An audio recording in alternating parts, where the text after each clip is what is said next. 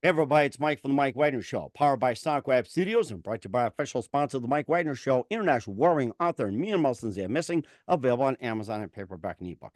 We're here with terrific lady who is a San Francisco-based author, taught fiction writing for 3 decades or so at UC Extension at Berkeley, and her papers are on part of a collection at Boston University and Cal State Library. Also, the LA Times called her a novelist to keep high on the reading list, and also been reviewed by New York Times. She has a new book out, which is a dramedy about 4 women who discover that some of their most cherished moments are romantic versions of the truth and ventures, basically, are Hunter and 3 women who go on a journey on a reclamation. She also has some other books too, which is Extraordinary Means, California Street, There's More Than One Way Home, and more. And she'll be talking about the talking stick. Doesn't have a stick right there, but we'll get to that part. Live, ladies and gentlemen, at Plus Studios in beautiful downtown San Francisco, the amazing author of the book, The Talking Stick, and San Francisco author, taught fiction writing for 3 decades at UC Extension at Berkeley, and paper is part of the collection. And while she gets her book and the talking stick, and speaking of that, we got here, ladies and gentlemen, the multi-talented Donna Levin. Donna, good morning, good afternoon, good evening. Thanks for joining us, and hello, talking stick.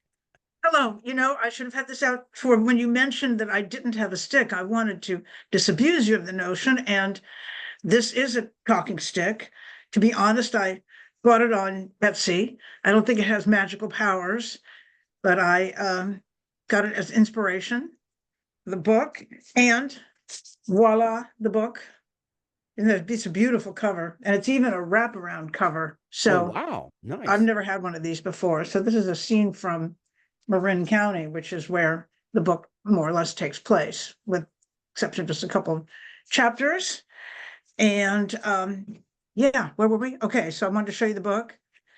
And yeah, it's about 4 women who come together through a series of random events that might not be random after all, and use this talking stick to keep order in their group. But when the woman who is holding it retrieves not a repressed memory, but a memory that she's revised to fit what she wants the truth to be. So they have to, all 4 of them have to confront lies they've told themselves.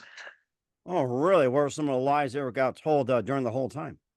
Okay, well, for example, one woman is raising a teenage daughter on her own and having all the service that a mother of a teenage daughter often has, and has all these years felt like the biological father just abandoned. And then she realizes that she never told him she was pregnant. Oh, And this inspires her to get back in touch with him, to track him down and get in touch with him. And then what happens, you have to read to find out. And right. Yeah, that yeah, makes sense. At least we're getting the idea of it, one person, and you can move on to next person, next person, next person, especially Hunter, who's going on a journey. Now, do they take turns to just walk around with the talking stick? well, I mean, it's a novel. It's various chapters take place with from different points of view and in different locations. But when the women meet, they take turns holding the talking stick, and it doesn't always cause life altering insights or memories, but enough to move the plot forward. So yeah, they move it, it's okay. The idea, the role of a talking stick is, first of all, to grant authority to the person who's holding it, but mostly to keep people from interrupting the person who's holding it. Now, does that always work? No. It's very hard to keep people from interrupting in real life, of course. And it is an ancient Native American tradition. It was, and the imaginary talking stick in the book is a very old Navajo stick that Hunter receives from a mysterious woman at a flea market. So I was very careful not to culturally appropriate this Native American tradition. Of course, it has been appropriated. If you ever watch Breaking Bad, and many people have, I've watched that program a few times. It's actually a really good program. there's an episode where the family is using what they call a talking pillow. So Oh, okay. whoever has the pillow in their lap gets to talk, and people aren't allowed to interrupt the speaker. So, yeah, it doesn't have to be an ancient Native American talking stick. It can be any object. It's the whole idea of getting the person, who's holding it to get some respect, and also, but more importantly, excuse me, I cough into my elbows still, even though I'm like 50 feet away from any other humans. It's pretty okay. You're safe with us here on the Mike Wagner Show. You're safe with That's us. That's what I figured. I don't think the virus can travel through via the internet yet. That would be a good Let's would not be encourage it, guys. Okay, you have to take it to no, a talking stick and say, "Don't let viruses go through the internet." yeah, no, that could happen. So let's see what I was going to say. I was talking about the sort of oh, I know. So I've been in a lot of writing groups over the years, and we have a rule. Many writing groups have the rule that while after somebody reads, the author has to remain silent while there's a first round of feedback, and that would be a really good use for some device to hold that tells other people to shut up. And it's really important in a writing group to just listen to what other people have to say. They can interrupt each other, but the author has to be quiet and just listen. And then, the writing group I'm in now, again, I've been in quite a few over the years. The writing group I'm in now, we finally instituted that rule that yet the author has to remain silent. It's a fairly small group, and it wasn't, at some point we decided it was necessary. What's annoying for anybody out there who's ever been in a writing group is when the author hears the feedback and starts getting very defensive. Well, you just didn't understand what I was trying to do here. Oh, And I get what you're saying. I get what you're saying on that one. So it's like I think that's been forgotten ever since social media came across. It's like people have forgotten those rules. Now I understand what you're saying. and I love the internet. We wouldn't be having this conversation without the internet. And I love it for so many things. I think I love it most for the questions I have 30 times a day, sometimes having to do with my work, and sometimes just having to do with curiosity, like what was the name of the actress in that movie that but there's a dark side too, and it rewards impulsivity. It also it allows people to be extremely hateful and remain Oh yeah. anonymous. And there's certain platforms I kind of have to stay off, just to protect my own sanity. But Right. overall, I mean, that's just human nature. We're descended from animals. Some of us made the trip a little more quickly than others, but I certainly, on balance, I just love it. And you can imagine, I grew up with a library card. You had to take the bus downtown to get to the library. So I now, remember those days. That was like the first form of ID we had, and I think I had one like God, well, maybe 4 or 5 years or it's like you're in kindergarten. Congratulations! Now here's a library card. speaking of which, that allows me to mention that, I'm not just in this for the money, I'm really in this for readers. So I've been discovering that the novel is pretty widely available in libraries around the country, mostly in ebook form, but some hardcover. And I would encourage people to, and I don't think you even have to go to the library. If you have a library card, I think you can just take the ebook out. If it's a hardcover, you have to go to the library. But I would love to have people read the book, and I don't care. I would love to have people go to the library and get it out. So And, do and that. and certainly did as well too. And of course, there's not just the talking stick. You also have extraordinary means, California Street. There's more than one way home. He could be another Bill Gates and more with Donna Levin. We'll get more on that. But first, listen to the Mike Wagner Show at the MikeWagnerShow.com, powered by Sonic Web Studios. Visit online at SonicWebStudios.com for all your needs. Look at a professional website without breaking your budget. Sonic Web Studios is the answer. Sonic Web Studios offers fast, affordable custom web designs at below the competition rate. Call today, 1-800-303-3960. That's 1-800-303-3960. Or email to support@sonicwebstudios.com. Mention the Mike Wagner Show. Get 20% off your first project. Sonic Web Studios. Take your image to the next level. Also, time to give official shout out to our official sponsor, The Mike Wagner Show, international warring author Mia Melson-Zia. If you love fast-paced mysteries, you love Missing by Mia Melson-Zia, available on Amazon and paperback and ebook. Missing is fast-paced and intriguing with an unforgettable twist. Takes place in 4 countries, 2 strangers, 1 target, where truth is illusion and those who love be the first go missing. It's available on Amazon and paperback and ebook. Missing by Mia Melson-Zia has garnered great reviews. And Evil Evan enjoys by Howard celebrities, including Joanna Cassie, Forge Riley, and Manils. So grab your copy today for Girls Missing by Mia Melson-Zia, available on Amazon. Also, check out the Mike Wagner Show at themikewagnershow.com and over 40 podcast platforms. Heard in 100 countries, including Facebook, SoundCloud, Spreaker, Spotify, iHeartRadio, also Apple Music and Odyssey as well, too. Also on Pandora, Podbean. Follow us on BitChute, Rumble, YouTube. Make sure you subscribe and also follow us on all social media, Instagram, LinkedIn, Twitter, TikTok, Facebook, Threads, and more. Tickets with you on any mobile device. And for great gift ideas, go to Amazon.com. Check out the Mike Wagner Show podcast.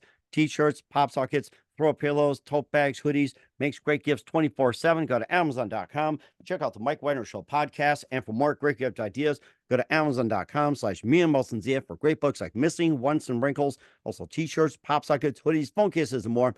Amazon.com/Mia Melson-Zia. Check it out today and support the Mike Wagner Show on Anchor FM, PayPal, and the MikeWagnerShow.com. We're here with the San Francisco-based author, taught fiction writing for 3 decades at UC Extension at Berkeley as well. Donna Levin with the Talking Stick here on the Mike Wagner Show. And before we get back to the Talking Stick as well, too, you also wrote some other books. You talked about having a book in the library. You also got some other books as well, like Extraordinary Means, California Street, There's More Than One Way Home, He Could Be Another Bill Gates, and also a couple of how-tos. And tell us about some of the books you got.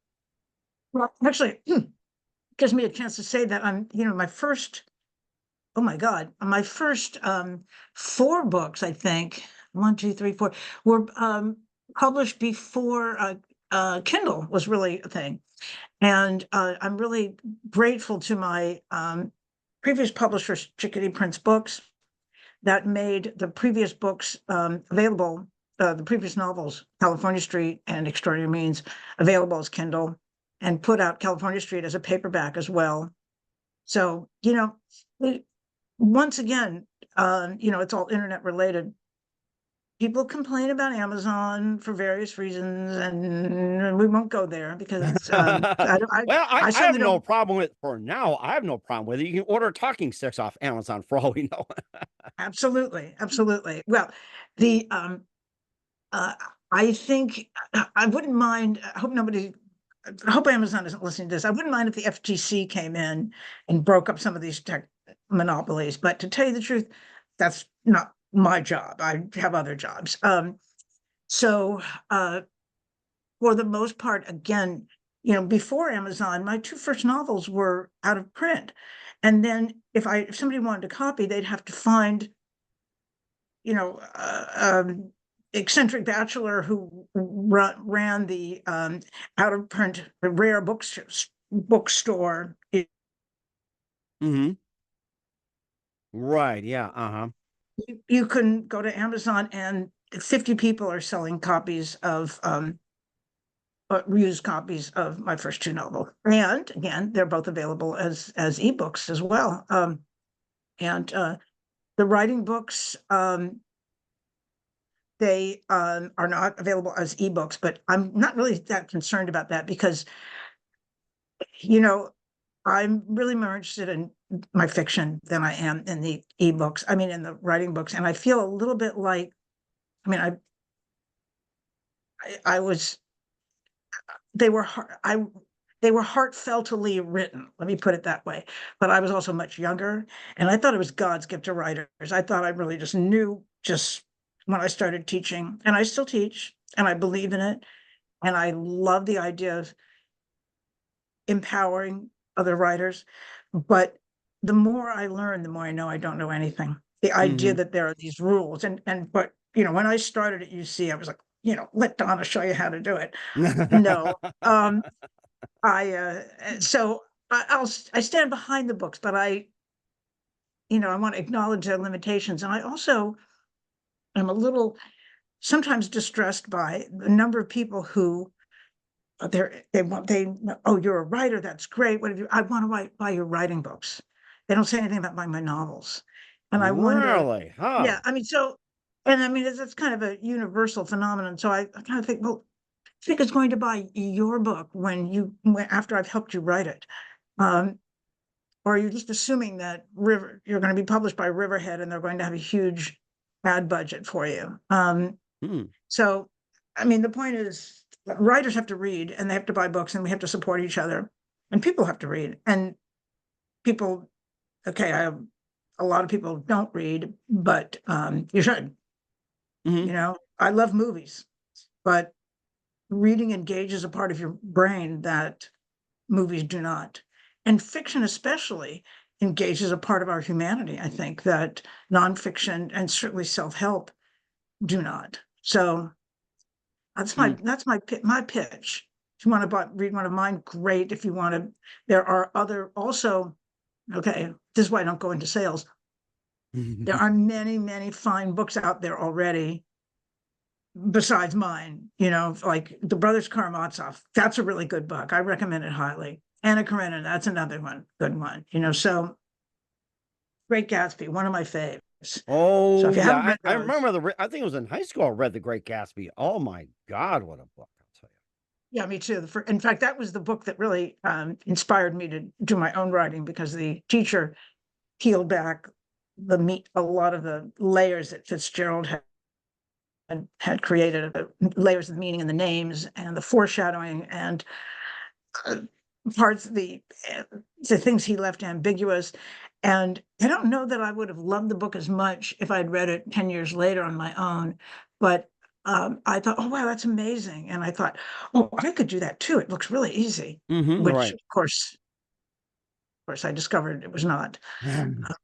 But I certainly know where you're going as well, too. Of course, we're going to talk about get that novel started, get that novel written, and you really inspire a lot of people. And let's go back a little bit with your career, Donna. How did you first get involved with writing?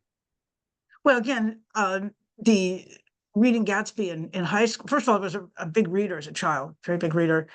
And I always thought of it as something that I would just do at some point. Um, and I always did on my own, kept a journal and everything like that, like a lot of girls. Um, I had fantasies of I went to UC Berkeley. Let's see, am I got my Cal shirt on? No, I don't. I had it on before Cal. I can see it imaginary. Don't worry about it. I'm using my Yes, imagination in this one. Yeah. CAL. There you CAL. go. There you go. I'll write under here just for you. Okay, thank you. Thank you. Right over my heart. Sure. And I majored in theater there. And I was in a lot of plays, you know. We also read a lot of plays. And I discovered a couple things. First of all, I wasn't that good. It was okay, but I wasn't that good. And part of not being that good was not being willing to expose myself Hmm. the way you have to. You have to really be willing to be vulnerable. And then even with that kind of brief early experience, when I see uh, people taking hard roles in movies, I feel like I understand it a little better than some people and people who haven't been had they been on the other side of the camera or other side of on that stage, just how difficult it is. Um, and went to law school after that. Hmm. And I was also, since we were in the drama department at Berkeley, it's a very academic program, whole things being relative. So we read a lot of plays, Ibsen and Strindberg and Williams, et cetera, et cetera. And if I may say, I realized some decades later that my own fiction writing was very much influenced by playwriting. I wrote plays, Hmm. they're juvenilia, but if I do say so myself, I write good dialogue and I set up scenes well, but I've never really been one to narrate long checks and you need to be able to narrate for a novel to have any scope anyway. So I Hmm. could see how that really did influence me. Went to law school, but that was not for me. And a couple of years after that, I started writing in a more in a committed way. And with writing, I was able to have exposed myself the way that I was not as a would-be actress. And that's such a hard life. You're judged on your looks all the time. Some people are able to transcend that, and inevitably have to say it's much harder for women. Mhm. So I have no regrets about that. Also, say that again, even at that very low level in the Berkeley Drama Department, um, performers are high maintenance people. They're Oh, I insecure. believe it. I believe Yeah, it. yeah.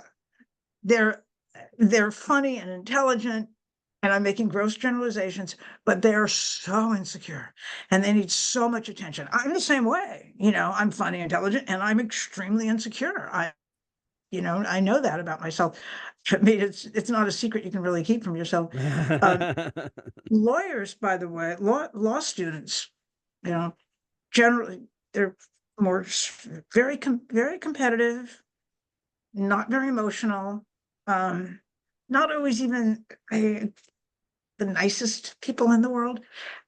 I feel guilty saying that, but It's no, but it's pretty okay. You're safe with us here on the Mike Wagner Show. Don't worry uh, about it. And of course, I was thinking about that. You've been in law, you've been in playwriting, theater, and everything like that. This idea just came up to mind. Have you thought about maybe writing a book that involves lawyers or maybe talking sticks or whatever it is, lawyers in love or something like that? So well, there's a lawyer in the Talking Stick. I think there's a lawyer in the Talking Stick who's a major character and who's a very nice guy. I'm married to a lawyer who's a very nice guy. So, and my dad was a lawyer and he was a very good guy. And my aunt was a lawyer. In fact, we actually she went to law school a little later in life and we overlapped. My wow. first year of law school was her third year of law school. Although when I came into classroom one day and said, "Hi, Aunt Patsy," she said, "Don't call me that." I mean, she didn't want anyone to know that she she she had a wanted her legal name, right? Is that right? Call me by a no, legal name. Yeah. well, she didn't want anyone to know that she had a 21-year-old niece. So, that Oh, was I see. I I kind of understand that now, but my feelings were hurt at the time, to be honest. So, the what I was going to say though, that I found one last gross generalization. Writers to me combine the best of both worlds, the intelligence, creativity, but well, intelligence and hard work. That Not that acting isn't hard work, but they kind of the mix of the people I met in law school and the people I met at the drama department. So I love writers. Most of my friends are writers. And that's also helpful because people either get it or they don't. Why do you do this? What's the point? Right. You Or it's say just it's like, hard. what are you trying to make here and everything else? What are you trying to get at and everything like that? And of course, you got to be concise with writing and everything like that. And you talk about, some of the writers like with F. Scott Fitzgerald and The Great Gatsby. Who are some other favorite writers growing up? Well, as a child, I loved the Little House books, which was just in time because now she's been canceled. Um, but I read them all to my kids Which which later. which one was that? That's news to me. It's like she got canceled. Which one was that? Laura Ingalls Wilder. Oh, that's I it. Yeah, and I don't know what the current state of the controversy is. I know that there are some negative portrayals of Indigenous people in her books, Oh, and so got it. she's kind of persona non right now. That's the whole cancel culture thing is a difficult subject. Um, I love the Narnia books. Uh, One of my favorites. those, and What then was it? Grade school, junior high, high school, and my kids got involved. They even saw the movies too. It was amazing. oh yeah, and then in God, when I was 13, I read uh 1984. I might have been 14 to be honest, but that was Oh, for George ninth grade Orwell. English. Yes, Yeah, Big Brother. and that was a powerful book. So I was onto it before people were saying, "Oh, Orwellian," and now I was onto it very early. I think I must have read it 4 times before I was 30. I couldn't read it now. It's just too, it's too close to the. Too It's close to too home, painful. too close to heart, and too personal. Yes, I do get Yeah, what you're saying. But I know you talked about 1984. There was a book I remember, reading in high school as well, which was tied to an Animal Farm. That was another. What was it? Animal George Farm. Orwell. Yes, Animal Because Farm. I read that in high school, and then many years later, my daughter was reading it in high school or middle school. So I reread it to kind of keep her company and okay, help her a little with the paper. That is a brutal book. That's worse than 1984. That is so depressing. Oh my Um, God. Yeah. It's like you that's think the Soviet Union was bad then. It's just like bad now. It was worse back then too. It was like dark gray. And of course, pigs were fighting over horses, chickens were fighting over roosters, everything like that. And it oh was my just gosh, such a yeah. sad book. It's such a sad book. With the animals being, they start out with this dream and then the pigs take over and Hmm. oppress them brutally, and that's the end. Hmm. Right. And of Now they're course, right. And the main theme is people abuse power, power abuses people. And I remember that very highly. I think Orwell himself had started out as a socialist and then was this rather brutally disillusioned by what it became. And my own feeling about, either capitalism or socialism or communism, whatever these things is, the problem is it's not the form of government, it's people, or as long as we still have that reptilian brain thing. Okay, it's not here. I think it's here. Anyway, wherever it is, that's just all about sex and territory and aggression. We've got to, we're going to be fighting all those animal instincts. So I don't know, maybe Hmm. another 200,000 years of evolution. Right. And of Get course, past it. who knows what's going to happen as well, too. And a bit more on the talking stick and what's coming up with Donna Levin. We'll find out just 1 minute. You listen to the Mike Wagner Show at the MikeWagnerShow.com, powered by Sonic Web Studios, and brought to you by official sponsor of the Mike Wagner Show, international warring author Mia Mulsons missing. We'll be back with author Donna Levin of the Talking Stick after this time out.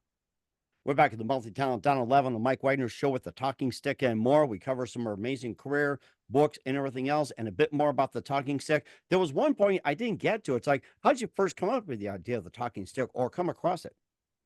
Well, it's actually, it was some years ago. I was working on a completely different book, but I was having coffee with a writer friend. Mark Coggins is his name. He writes excellent detective fiction.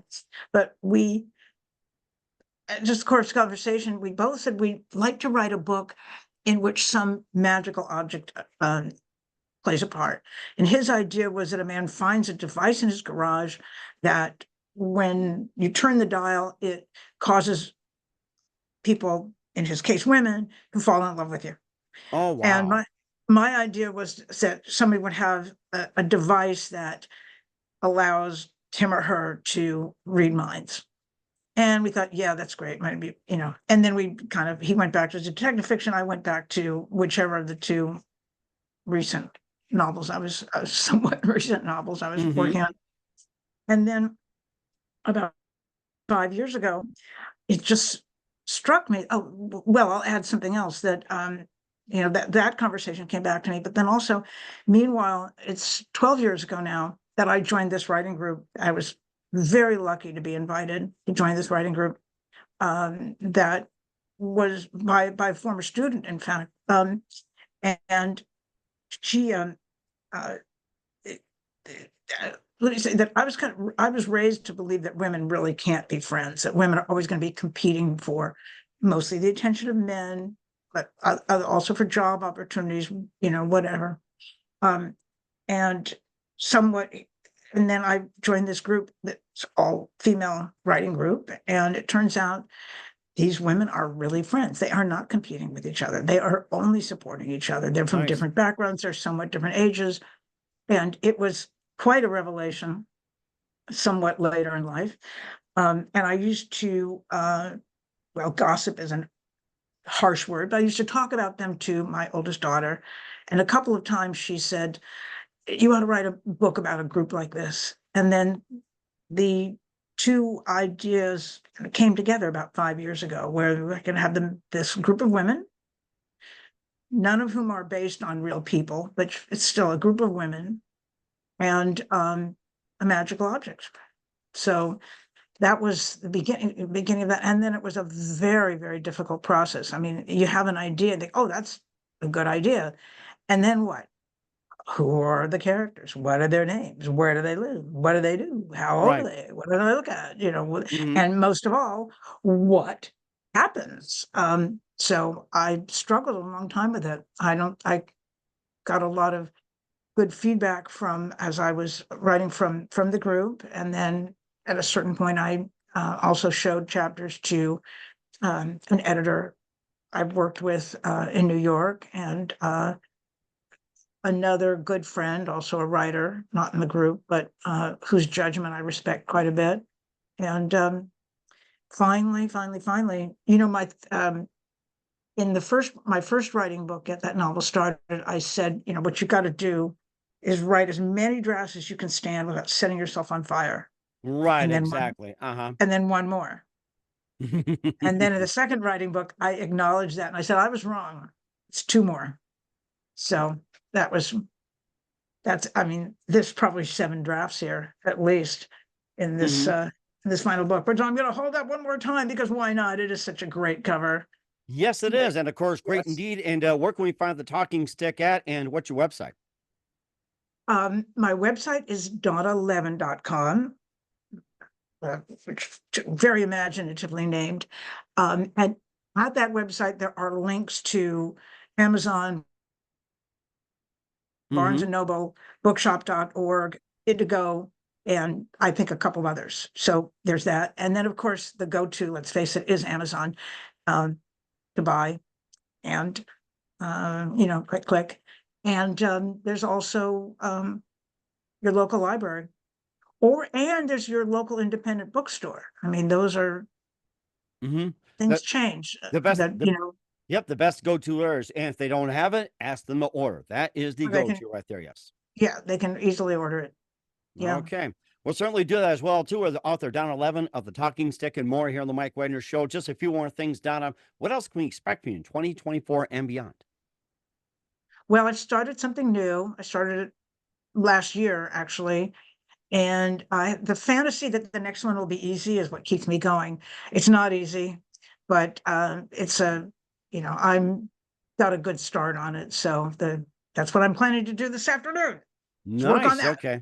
And I'm almost ready to type again. That'll be a big game changer.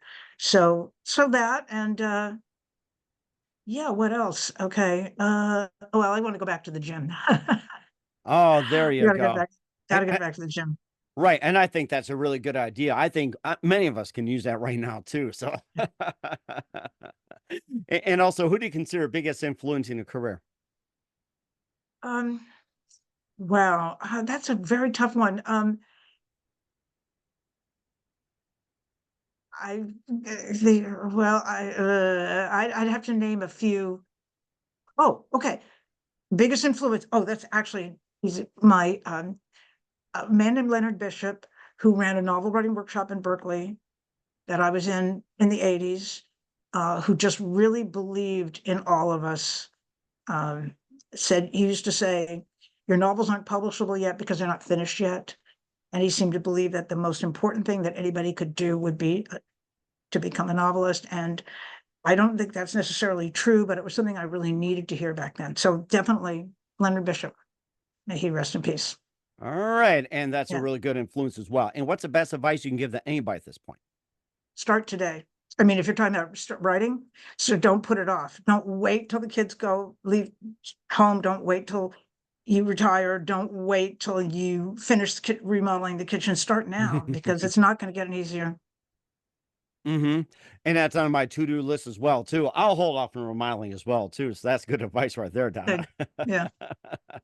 Anyway, here with the author Donna Levin of A Talking Stick, also Extraordinary Means, California Street. There's more than one way home. San Francisco-based author, taught teaching on the Mike Wagner Show. Donna, very big thank you for your time. You've been absolutely fantastic. Looking forward to having you again soon. Keep us up to date. Keep in touch. We'd love to have you back. Once again, what's your website?